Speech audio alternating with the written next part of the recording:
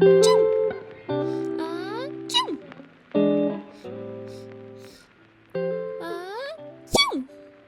today I want to recreate DIYs I saw on TikTok. Simple enough, let's get started. The first one is making tiny books, which I know sounds weird, but I read on a Kindle and I love having physical books. So the idea of having tiny books that I can keep in a jar to have like a physical tracker and see what I'm reading on my Kindle sounds really cute. So let's make some tiny books. I am going to be using this video from @Sylvia, I think that's how you pronounce it, @Sylvia, and let's just get into making some tiny books. So I hopped straight into Canva, get the right size of the books that I needed, where I did 0.7 by 1 inch, and then I just had to go about orientating the canvas, I don't know what I would call these inserts formats. Basically in Canva they have these little screens that you can insert and move around and duplicate as needed, and then you can just put images into them, if that makes any sense whatsoever. But once I had my desired amount of tiny books, I just went in with images of the covers, and for the spines you can just crop it to be the author's names, but a lot of the times it didn't fit correctly, so I would just go to a blank piece of the cover so that it still looked consistent across the spine. But let's be honest, no one's looking at the spine of a book unless it's in a shelf. We all judge a book by its pretty cover. So this is what I did. I just went in and added all the images, and as you can see there was lots of Throne of Glass, and I have finished Throne of Glass since then, and oh my gosh, it is such a good book series. I'm currently reading Yesteryear, which is super duper good, and then I'm torn between reading Where the Crawdads Sing or starting Crescent City, so let me know if you have an opinion on that. Then I printed all my tiny books, and I actually printed these on sticker paper, so I just could cut out all my books and then just stick them on to the cardstock. And you could use an X-Acto knife and a ruler to get exact cuts, but I just used a pair of scissors and I found that worked well enough. You could also use a Cricut. I did use Cricut paper. I don't know why I didn't use my Cricut, now that I think of it. Yeah, stupid mistake. Now that all my book covers are cut out, it was time to bring in the cardstock, and I originally brought out a measuring tape to try and do super accurate measurements, but I was super lazy, or actually super smart, and just used the actual book cover, I guess you would call it. I wanted to call it a dust cover, but dust covers are for real books and these are fake tiny books made out of cardstock. So I just used one of the covers to go across the cardstock and measure it out. Then it was time to bring out the X-Acto knife. Please be careful with an X-Acto knife. I've cut myself too many times with an X-Acto knife. And oh my gosh, now that I'm saying it, it's reminding me of Mr. Maker.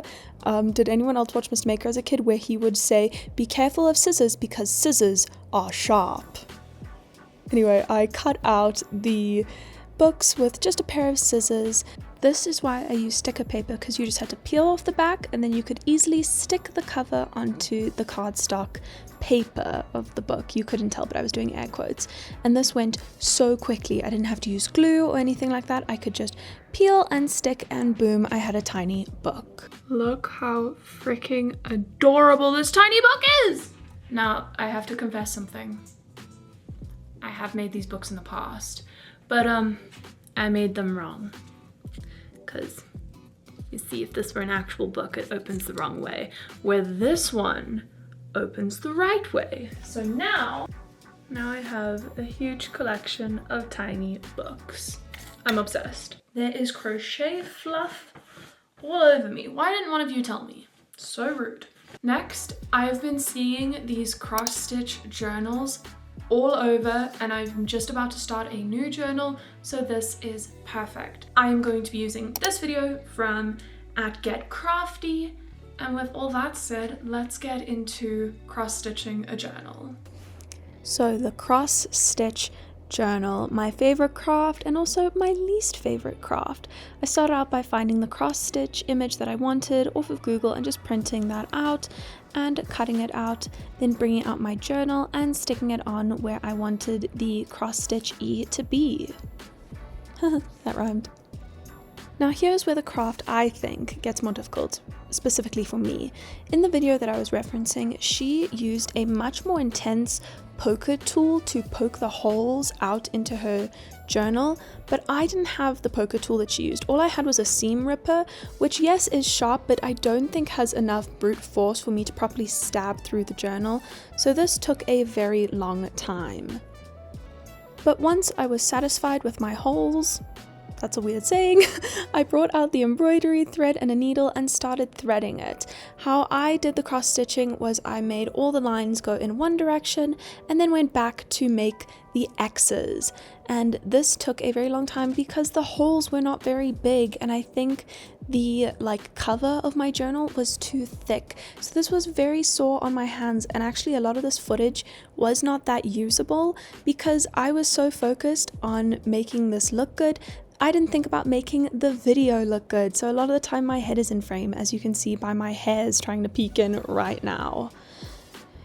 Good being a YouTuber, Emma. Good job, good job, good job. Now I'm going back over all the stitches like I said earlier, and even though this was a pain, I love how it turned out. I think it would make such a great gift.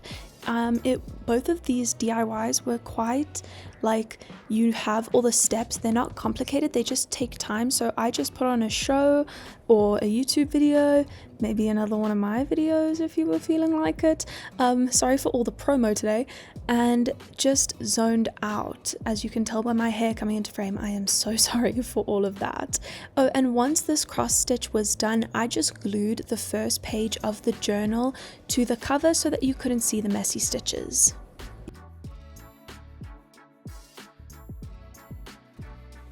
I love how the journal turned out. I did realize with the E and the pink background, it is very Elle Woods, which I'll take as a compliment. I'm not going to law school, but maybe if I showed Harvard this binder or journal, they'd let me in. With all that said, I loved doing these TikTok DIYs. If you see any DIYs on TikTok that you think I should try, tag me in them down below. This is my TikTok if you wanted to follow me. Let me know if you enjoyed this video. You could like this video if you wanted to. You could also subscribe if you wanted to. And I'll see you in another video. Bye for now.